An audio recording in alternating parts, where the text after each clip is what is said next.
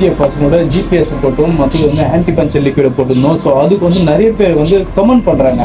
நல்லபடியாக கமெண்ட் கிடையாதுங்க, எல்லாமே தப்பு தப்பாக கமெண்ட் பண்ணுறாங்க, அசிங்கசியமாக கமெண்ட் பண்ணுறாங்க. ஆனால் எப்படி சொல்றதுன்னு தெரியல.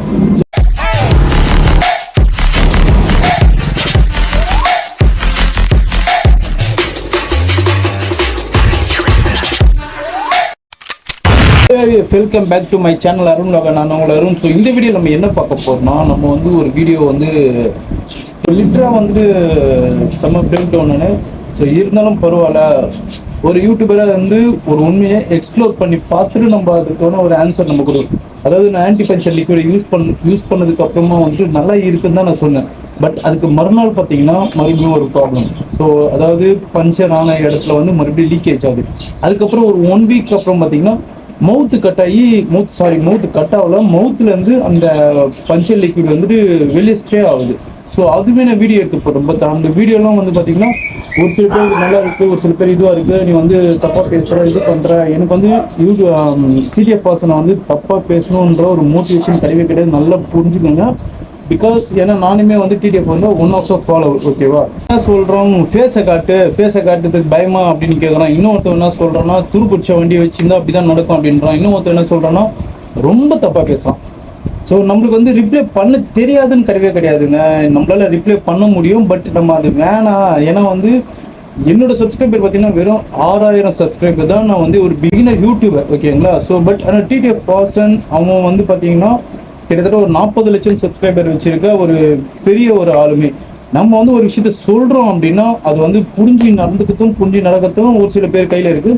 அது ஒரு சில பேர், அதாவது வந்து எப்படி சொல்றது, ஒரு சில பேர் மெச்சூர்டா இருக்கிற பர்சன்ஸ் வந்து என்னன்னா புரிஞ்சுப்பாங்க. ஸோ புரிஞ்சுட்டு அதுக்கான விஷயத்தை உள்ள போயிட்டு வேலைக்கு, அதாவது பார்ப்பாங்க, ரியலைஸ் பண்ணி பார்ப்பாங்க. ஒரு சில பேருக்கு வந்து உண்மையிலே வந்துட்டு அந்த காமன் சென்ஸு கூட கிடையாது. ஒருத்தவங்க கிட்ட ஒரு பேர்ட் கமெண்ட் பண்ணால் அந்த கமெண்ட்ல போயிட்டு அந்த ஃபேமிலி இருப்பாங்க, ஃபேமிலியில் இருக்கிறவங்க பார்ப்பாங்க, அவங்க ஃப்ரெண்ட்ஸ் பார்ப்பாங்க, அவங்க ரிலேட்டிவ் பார்ப்பாங்கன்ற ஒரு சின்ன தன்மை கூட கிடையாது அவங்களுக்கு. இதெல்லாம் நான் என்ன சொல்கிறேன்னா, ஸோ டிடிஎஃப் வந்து எல்லா விஷயத்துலையுமே வந்து கரெக்டாக பண்ணிட்டாரா? ஸோ ஒரு ஹைவேஸில் வந்துட்டு ஸ்பீடாக போகிறது, ப்ளஸ் அது மட்டும் இல்லாமல் வந்துட்டு நோ பிரேக் சேலஞ்ச் கொடுத்து பண்ணுது. இப்போ லேட்டஸ்ட்டாக ஒரு வீடியோ போட்டு இருந்திருப்பாரு. அதாவது மும்பையில் போயிட்டு ரெட் லைட் ஏரியாவில் போய் விட்டுருப்பாரு. அதுக்கு ஒரு விளக்கம் கொடுக்குறாரு. என்னன்னு கேட்டாங்கன்னா, எஜுகேஷன் பர்பஸ்ன்னு சொல்லி கொடுக்குறாரு. இதெல்லாம் வந்து ஒரு எஜுகேஷன் பர்பஸா?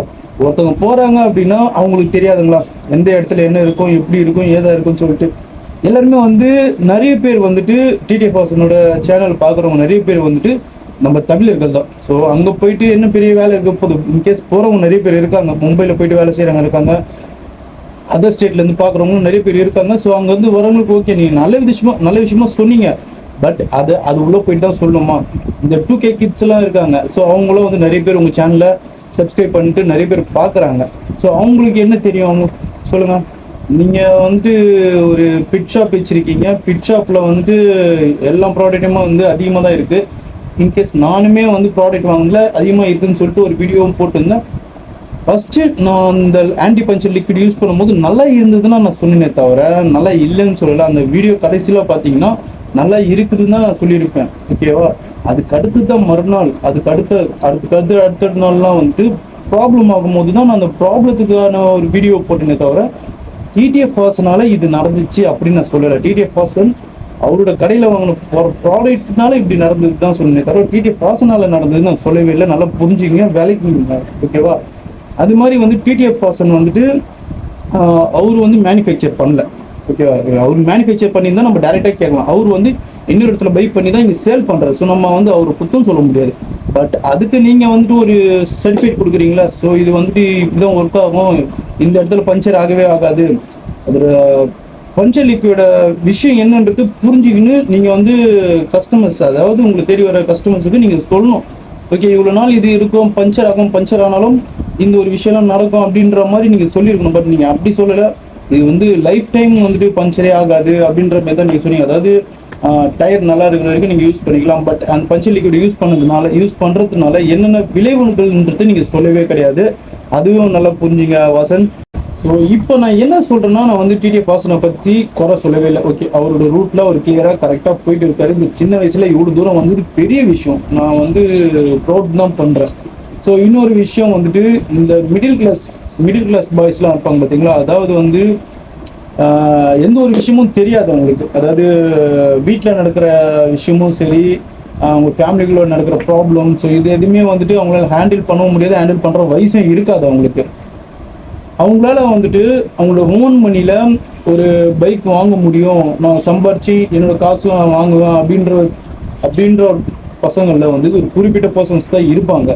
நிறைய பேர் வந்துட்டு அப்பா கிட்டேயும் அம்மா கிட்டேயும் அடம் பிடிச்சி வாங்குவாங்க பைக். அந்த பைக்குமே வந்துட்டு ஃபுல் அமௌண்ட் கட்டி எடுக்க முடியாது, கரெக்டுங்களா? ஏன்னா அவங்க வந்து அவங்க மிடில் கிளாஸ், அதுக்கு ஒரு இனிஷியல் பேமெண்ட் ஒன்று கட்டணும். அதாவது ஒரு 30,000 இல்லைனா 50,000 அப்போ நீங்கள் அப்படி கட்டணுங்கன்னா தான் உங்களுக்கு வந்து ஒரு MT-15 இல்லை Yamaha R15 டியூக் 250, ஸோ அந்த மாதிரி ஒரு ரேஞ்சில் பைக் கிடைக்கும். ஸோ நம்ம எடுக்கிறது எல்லாமே வந்து நேக்கட் பைக் தான் எடுக்கிறீங்க நீங்கள் எல்லாருமே. ஸோ அதுக்கு வந்து டியூ கட்டணும், மந்த் அண்ட் மந்த் டியூ கட்டணும். ஸோ நம்மளே வந்து ஆல்ரெடி வந்து கொஞ்சம் போர் ஃபேமிலி, அதாவது மிடில் கிளாஸில் இருக்கிறவங்க எல்லாருமே வந்து போராக தான் இருப்பாங்க, எடுத்தவங்க அவ்வளோ ஹையில் இருப்பாங்க அப்படின்னு சொல்லவே முடியாது.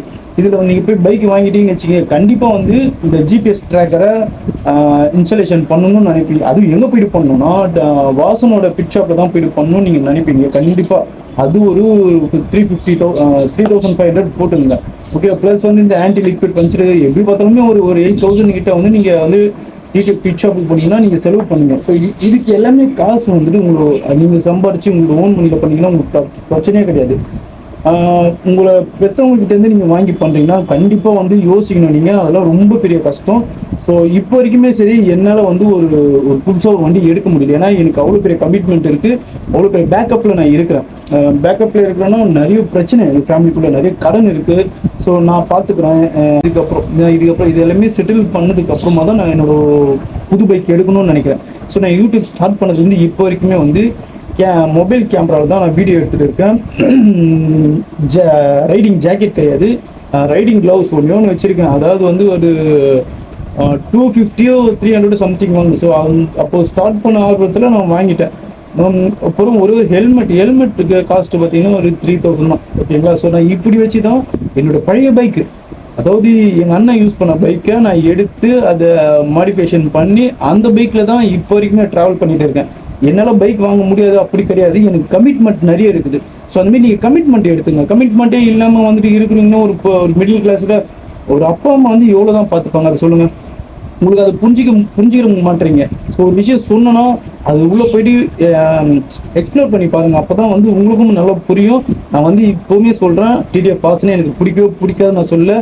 இப்போவுமே நான் one of the follower TTF வாசனுக்கு. எனக்கு TTF வாசனோட அப்போது இந்த வீடியோ நான் இப்போ வரைக்கும் நான் பார்த்துட்டு தான் இருக்கிறேன். ஃபஸ்ட்டு ஒரு GoPro எப்படி வாங்கினாரு, ஸோ GoPro வாங்கிறதுக்கு என்ன பண்ணாருன்ற வரைக்குமே நான் பார்த்துட்டு தான் இருந்தேன். ஒரு 4 ஆடுக்குட்டியோ 5 ஆடுக்குட்டியோ விற்று தான் GoPro வாங்கினாரு. அதுக்கு முன்னாடி வந்துட்டு அவரும் ஒரு ஃப்ரெண்டும் போட்டுருப்பாங்க ஒரு வீடியோவில்.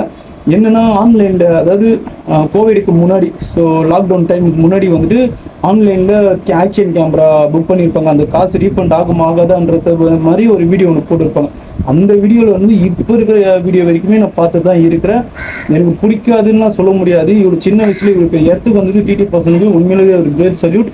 பிகாஸ் அவருடைய கடின உழைப்புனால தான் இவ்வளோ தூரம் வந்தார். ஸோ அந்த மாதிரி வந்து உண்மையை சொல்லப்போனால் ஹேட்டர்ஸ் வரதான் செய்வாங்க. ஏன்னா ஒருத்தன் வளர்றான் அப்படின்ற பட்சத்தில் ஹேட்டர்ஸ் வரதான் செய்வாங்க. நான் வாசன் கண்டிப்பாக நான் சொல்லுவேன், நான் வந்து உங்களுக்கு ஹேட்டர்ஸ் கிடையாது. நான் இப்பயுமே நான் காட்டுறேன், உங்களை ஃபாலோ பண்ணி தான் வச்சுருக்கேன். இங்கே காட்டுறேன் பாருங்கள், நான் ஃபாலோ பண்ணி தான் வச்சுருக்கேனே உங்களை. பிகாஸ் எனக்கு அப்போதுலேருந்து இப்போ வரைக்குமே சரி எனக்கு ஒரு சின்ன ரோல் மாடல் மாதிரி நான் உங்களை யோசிக்கிறேன். என்னோட சின்ன பையன் தான் இருப்பீங்க வயசில், என்ன ரோல் மாடல் மாதிரி தான் நான் யோசிக்கிறேன். பட் என்னோட மிகப்பெரிய ஒரு ரோல் மாடல் பார்த்தீங்கன்னா செரி ப்ரோ தான். ஸோ செரி ப்ரோலாம் வச்சு நம்ம பேசுகிறோம் அப்படின்னா வேறு லெவல், அதெல்லாம் பேசவே முடியாது. பிகாஸ் அவரும் வந்து ஒரு மிடில் கிளாஸில் இருந்து இப்போ வந்து எங்கே கண்டம் ட்ராவல் பண்ணிட்டு இருக்காரு. ஸோ அந்த மாதிரி வந்து போங்க, யாருமே வந்துட்டு எந்த ஒரு விஷயத்திலும் புண்படுத்தாதீங்க. உண்மையாக நீங்கள் புண்படுத்துறதில்லை, பட் உங்களுக்கு தெரியாமல் உங்கள் ஃபேன்ஸ் இருக்காங்க பார்த்தீங்களா, அவங்கெல்லாம் நிறைய புண்படுத்துறாங்க. அதில் நானும் ஒவ்வொருத்தன். ஒரு சின்ன வீடியோ, அந்த வீடியோ வந்துட்டு வேறு மாரிலாம் ஜிக்ஸாக் பண்ணி விட்டுறாங்க, கமெண்ட்டில் வேறு மாரி பேசுகிறாங்க. ஸோ நானும் ஒரு மனுஷன் தான், எனக்கும் வலி இருக்குது, எனக்கும் உணர்ச்சி இருக்குது. தயவுசெய்து இனிமேல் என்னென்னு இல்லை, எந்த ஒரு வீடியோலையும் வந்து போய் கமெண்ட்டில் வந்து அசிங்கமாக பேசலி. பிகாஸ் அது வந்து எவ்வளோ பெரிய வலி கொடுக்குன்றது உங்களுக்கு தெரியல. ஸோ நெக்ஸ்ட் யாரையாவது நான் தப்பாக சொல்லியிருந்தாலும் மன்னிச்சுக்கோங்க. எல்லாமே வந்து ஒரு குடும்ப கஷ்டம் தாங்க எல்லாருக்குமே. இப்போ வரைக்குமே சரி, எனக்குன்னு மட்டும் நான் சொல்லலை, இருக்கிற எல்லாருக்குமே வந்து ஒரு குடும்ப கஷ்டம் கண்டிப்பாக இருக்கும். அந்த குடும்ப கஷ்டத்துக்கு மேலே கஷ்டம்னு சொல்லுவாங்க பார்த்தீங்களா, அந்த ஒரு கஷ்டத்தில் நீங்கள் ஒரு பங்களிப்பாக இருக்கக்கூடாது. அந்த கஷ்டத்தை தீர்றதுக்கு ஒரு வழியாக தான் நீங்கள் இருக்கணுமே தவிர ஒரு தப்பான இதில் போயிடாதீங்க. ஓகேவா? நான் இப்பயுமே வந்து சொல்கிறேன், யாராவது நான் தப்பாக பேசியிருந்தாலும் என்னை மன்னிச்சுக்கோங்க. டிடிஎஃப் வாசனையும் நான் கேட்டுக்கிறேன். வாசனை பற்றி இப்போ வரைக்கும் நான் தப்பாக பேசல. அவர் இப்போ ப்ராடக்ட் தான் அதிகமாக இருக்கிறத தான் சொல்லியிருப்பேன். ஓகேவா? ஸோ அதனால் வந்துட்டு நிறைய பேர் நம்மளை வேறு மாரி செஞ்சு விட்டீங்க. ஸோ இருந்தாலும் பரவாயில்ல. ஓகே, இந்த வீடியோவை நான் இதோட முடிச்சுக்கிறேன். யாராவது தப்பாக பேசினா உண்மையிலே சொல்கிறேன், மன்னிச்சுக்கோங்க. ஓகே, நெக்ஸ்ட் வீடியோவில் பார்க்கலாம். Tata, bye bye.